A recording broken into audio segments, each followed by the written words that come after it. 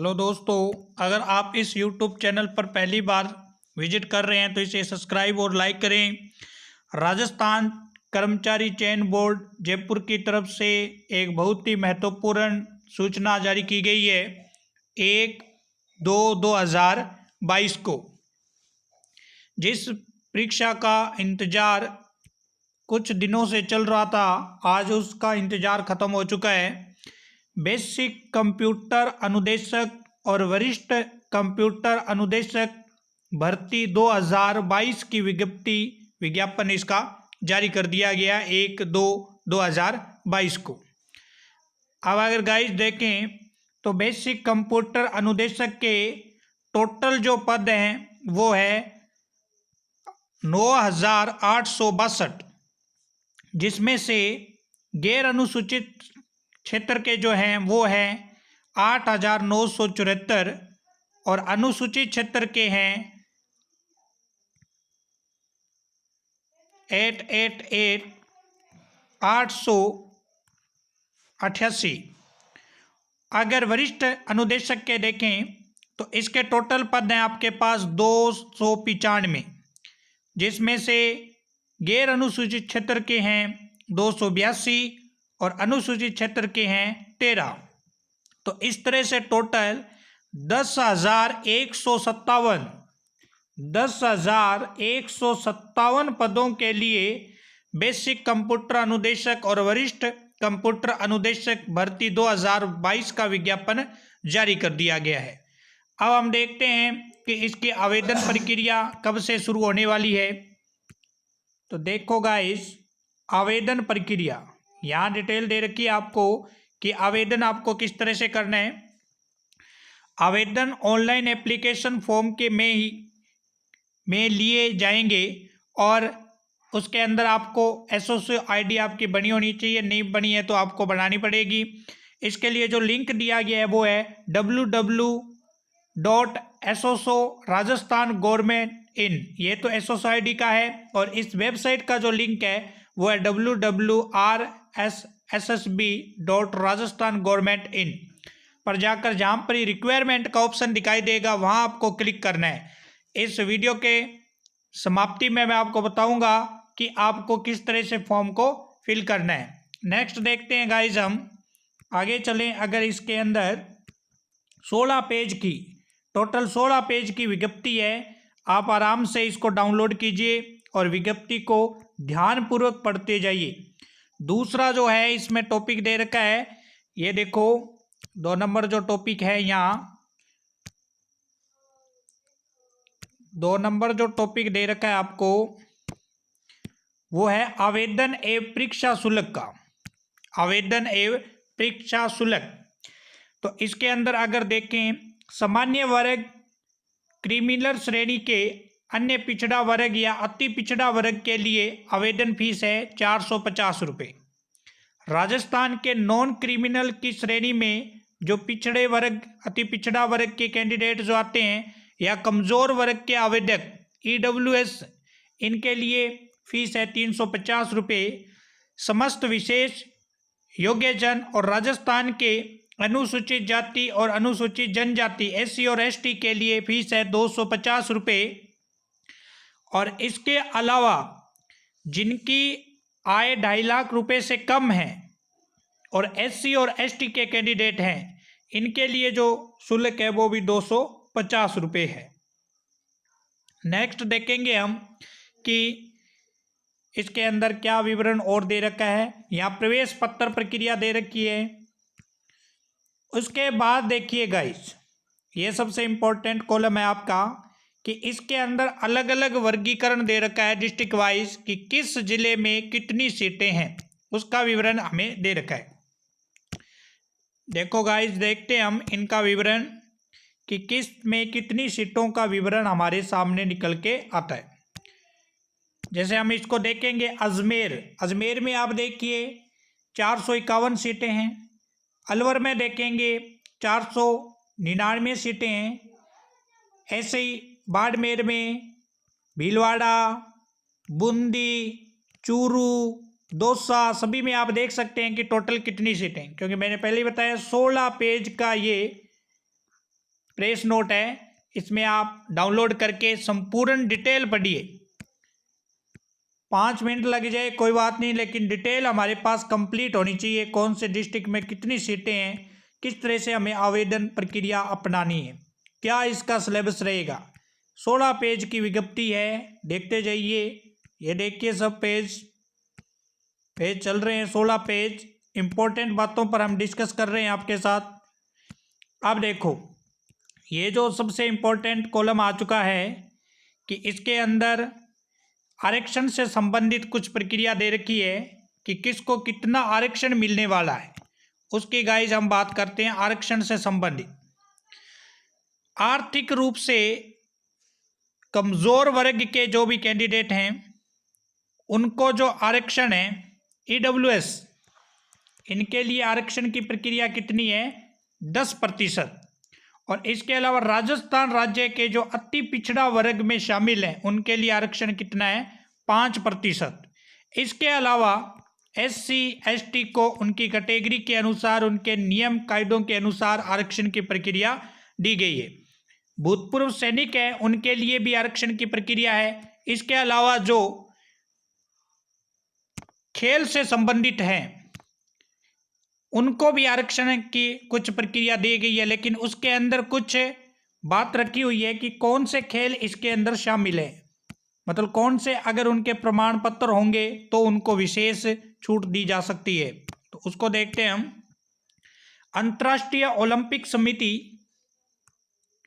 उसके अलावा Asia Olympic समिति, इनके अगर किसी के पास प्रमाण पत्र है तो उनको विशेष छूट मिलेगी। दक्षिण एशियाई ओलंपिक परिषद की तरफ से कोई प्रमाण पत्र है, राष्ट्रमंडल खेल से संबंधित अंतर्राष्ट्रीय ओलंपिक समिति की तरफ से, एशिया ओलंपिक समिति, अंतर्राष्ट्रीय स्कूल खेल परिषद या एशियन स्कूल खेल परिषद, ये अगर आपके पास किसी प्रकार का कोई प्रमाण पत्र है तो आपको इस परीक्षा में कुछ विशेष छूट मिल सकती है, कुछ आरक्षण भी मिल सकता है। उसके बाद नेक्स्ट देखिएगा, 5वां पॉइंट इन्होंने रखा है, अनुसूचित क्षेत्र में अभ्यर्थियों के लिए विशेष निर्देश। ये निर्देश पढ़िए आप। पात्रता और शैक्षणिक योग्यता, ये कॉलम जो है सबसे इंपॉर्टेंट है। इसकी बात करते हैं कि कौन से विद्यार्थी इस परीक्षा के लिए पात्र होंगे, कौन से विद्यार्थी जो हैं इस परीक्षा के लिए पात्र होने वाले हैं, तो उनके लिए क्वालिफिकेशन क्या चाहिए। तो सबसे पहले बात करेंगे वरिष्ठ कंप्यूटर और अनुदेशक के पद के लिए।